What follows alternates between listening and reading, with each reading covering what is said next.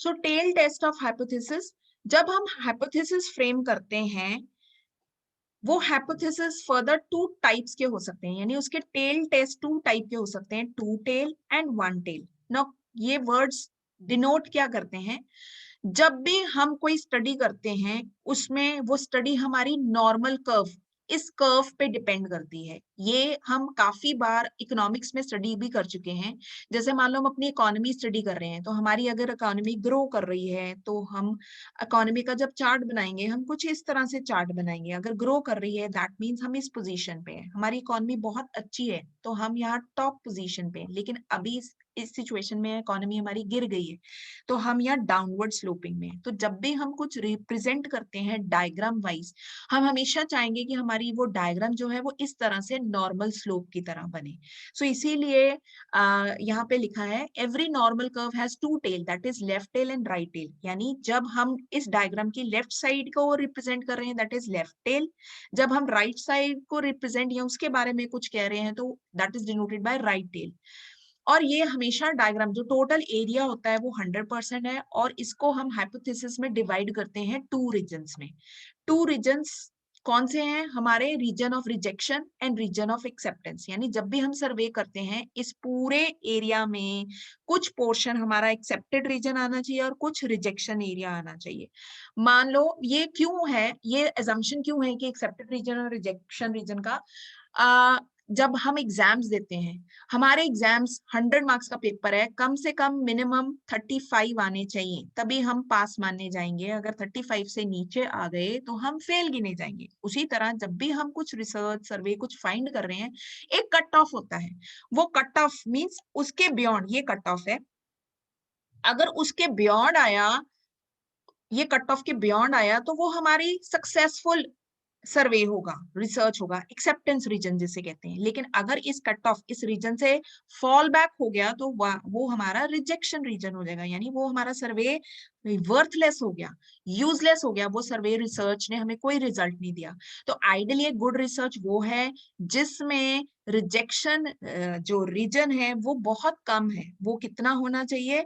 Point eight 5% level. 5% level का मतलब हम कह रहे हैं 95% हमारी जो स्टडी है वो सक्सेसफुल रही, 5% उसमें गलतियां या एरर हो सकते हैं। तो एक लेवल है 5% लेवल का।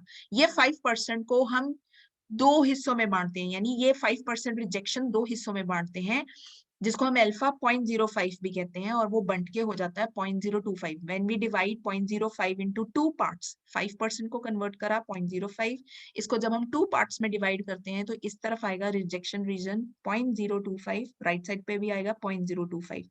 और ये पूरी जो हमारी प्रोबेबिलिटी एरिया होता है दैट इज इक्वल टू 1।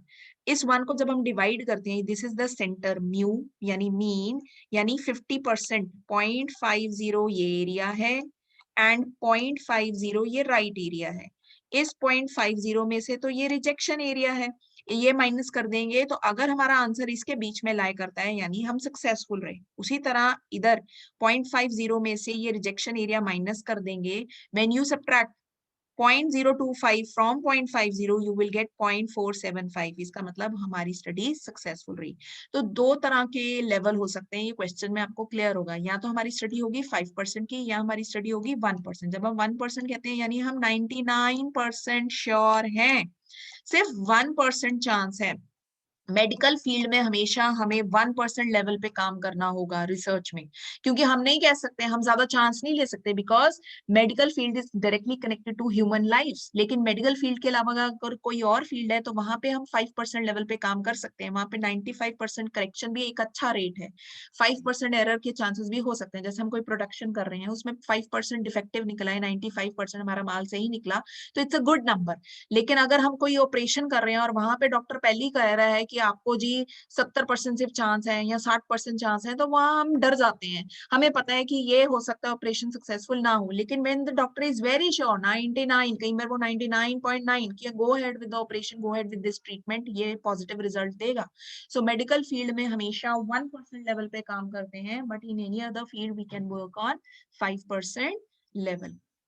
इसके अलावा वन टेल टेस्ट भी होते हैं। One tail means either we are working on the right tail और we are working on the left tail. तो इसकी जो डायग्राम है वो कुछ इस तरह से होती है। अगर मैं राइट टेल पे वर्क कर रही हूँ तो मैं राइट साइड पे रिजेक्शन रीजन बनाऊंगी। ये भी 5% लेवल या 1% लेवल पे होगा। तो ऑब्वियसली राइट साइड पे मेरा जो रीजन लाई करेगा acceptance region, that is 0.50 minus 0.05, ये हो जाएगा 0.45। लेकिन लेफ्ट साइड में कोई भी रिजेक्शन रीजन नहीं है, तो ये पूरा एरिया 0.50 इज एक्सेप्टेड रीजन। उसी तरह 1% लेवल की भी हम डायग्राम इस तरह से बनाएंगे। तो 1% अगर रिजेक्शन रीजन है तो हमारा इधर एक्सेप्ट राइट साइड पे एक्सेप्टेड रीजन क्या है, 0.49 हो जाएगा।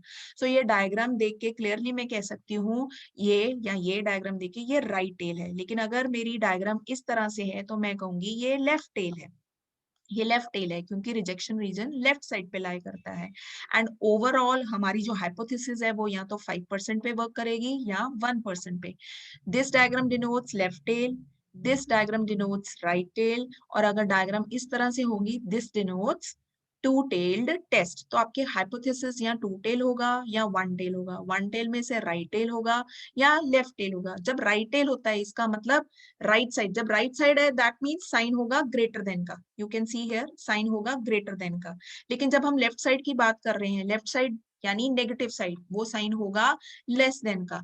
तो ये जब हम आगे क्वेश्चंस करेंगे उससे आपको क्लियर हो जाएगा पढ़कर ही कि हम नेगेटिव डिनोट कर रहे हैं, लेस रीजन डिनोट कर रहे हैं तो साइन आएगा लेफ्ट टेल का, दिस इज लेस देन।